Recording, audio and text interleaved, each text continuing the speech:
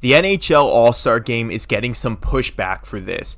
Now, recently, within the past couple of years, the league has changed their All-Star roster format to ensure that every year one player from every team heads to the event to represent their franchise. Now, on paper, this sounds like a great idea. Every fan gets to see their best player head to the game, so more people will watch. Well, that's not exactly how things have worked out for the past couple of seasons. Now, first off, the All-Star Games have progressively been getting less and less viewership because fans just don't take it seriously. And if you take a look at this year's selections for the roster, you might understand why. Now, before I get into the point of this video, if you want to see how the players feel about this event, just go watch Oliver Bjorkstrand's reaction to getting selected to the All-Star Game this year. It's pretty hilarious. Now, in my opinion, I think that there's a lot of names heading to this event that really just aren't the kind of all-stars that I would like to see in a best-on-best competition in the NHL. Now, some of the players that I think really don't belong in this year's event, but somehow got in because they're just on certain teams: Thomas Hertl, Tom Wilson, Boone Jenner, Frank Vatrano,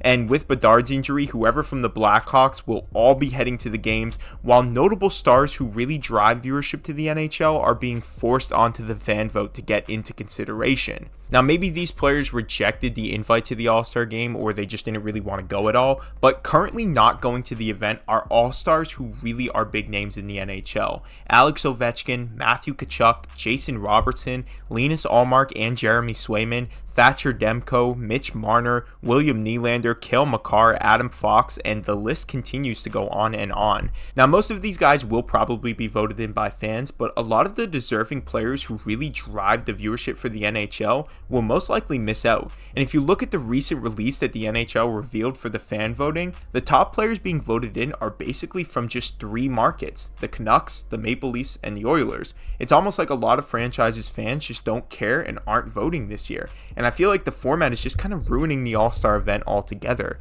I think if the NHL really wants to fix the All-Star format, then they really need to stop relying on the gimmicks to get fans excited. I think some fan bases with bigger markets have that following that allows them to get more players into the event, leaving smaller markets with no option but to watch the All-Star games between teams that have 6 players from their franchises. I'm joking a little bit here, but I feel like it's kind of true. I think that someone who works for the league should handpick the rosters fully and only allow some players to be voted in from every team, or just put a cap on how many players from one team can go, maybe 2 or 3 at best. This way it's not oversaturated with one team's full roster, and more deserving players get to go to the event, players that fans really want to watch, because when I'm tuning into the All-Star Game, I want to watch the best players in the NHL. And if guys like Matthew Tkachuk aren't in it, who in my opinion is one of the faces of the league, then something's not right here. Now, I know I made a video about this a few days ago, but after seeing the fan reveal for the early on voting, I just wanted to come on here and get your guys' thoughts on the whole entire event. Do you think that the NHL really needs to move away from the fan voting at this point, or put some restrictions on it? Leave your thoughts in the comments below, like the video, subscribe to the channel, and I will see you guys in the next one.